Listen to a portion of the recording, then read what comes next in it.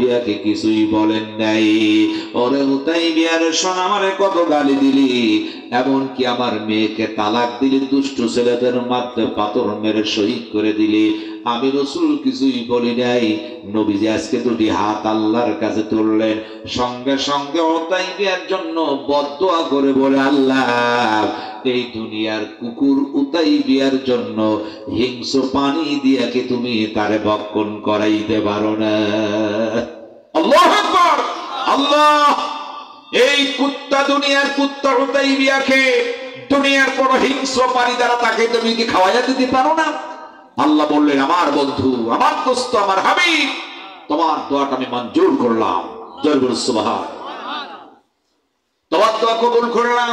হিংস্র পানি উতাইবিয়াকে ঠিকই খেয়ে ফেলবেন। খবর ছড়িয়ে গেল।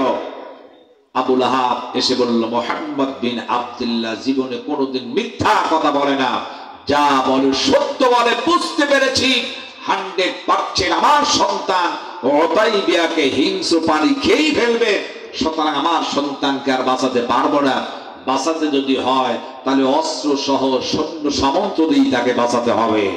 এখন আবু লাহাব তার সন্তান উতাইবিয়াকে বাঁচানোর জন্য একজন না, দুইজন নয়, 43 জন সৈন্য সামন্ত অস্ত্র সহ সর্বদা উতাইবিয়াকে ঘিরে রাখতেন।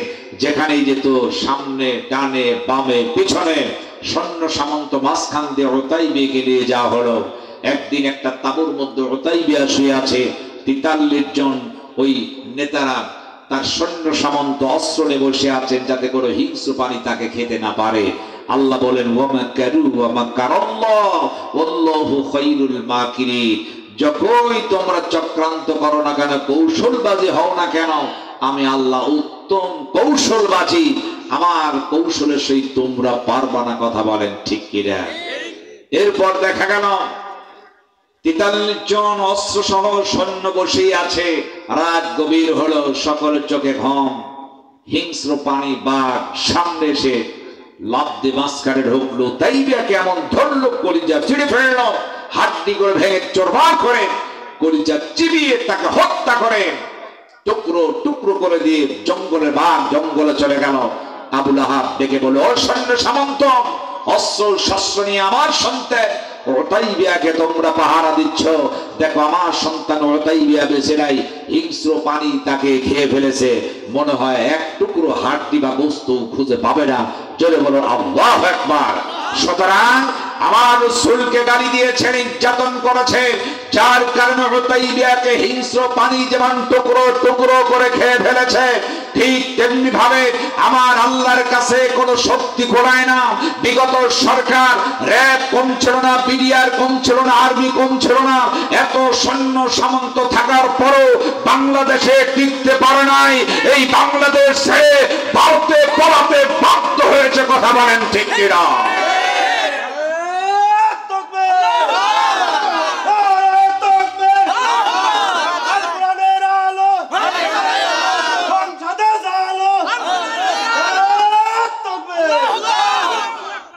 আমার ভাইরা, উতাইবিয়াকে অনেক সৈন্য সামন্ত অস্ত্র দিয়ে তাকে যেমন আটকাতে পারে নাই, হিংস্র পানি এসে ঠিকই খেয়ে ফেলল।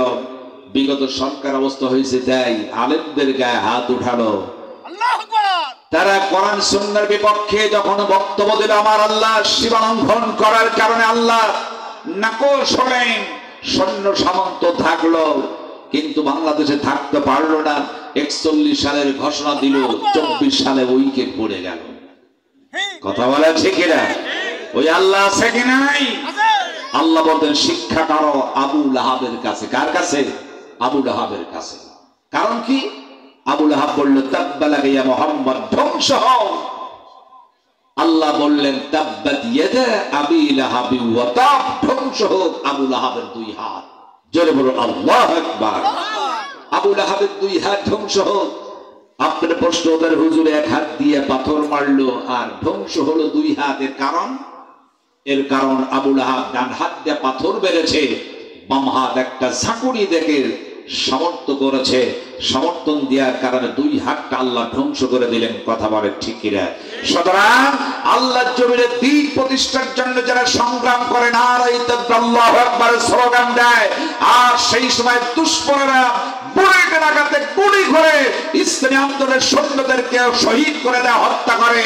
পাশ থেকে আরেকটি দল তাকিয়ে তাকিয়ে দেখে, কোনো প্রতিবাদ করে না। আল্লাহ বলেন যারা বুলেটের আঘাতে শহীদ করে তারাও যেমন জাহান্নামী, যারা তাকায় তাকায় দেখলো প্রতিবাদ করলো ওরাও জাহান্নামী। কথা ঠিক না? এই যে আল্লাহ সূরার মধ্যে শিক্ষা দিচ্ছেন, তাব্বাত ইয়াদা আবি লাহাবি ওয়া তাব, ধ্বংস হোক আবু লাহাবের দুই হাত। ডান হাত মেরেছে, দুই হাত ধ্বংস হয়েছে।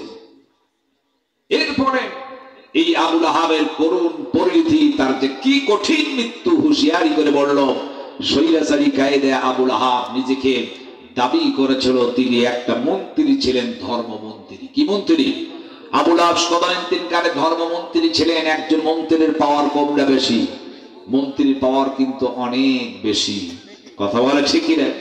শুধু মন্ত্রী কেন, মন্ত্রীর যিনি স্ত্রী তারপর আরো বেশি।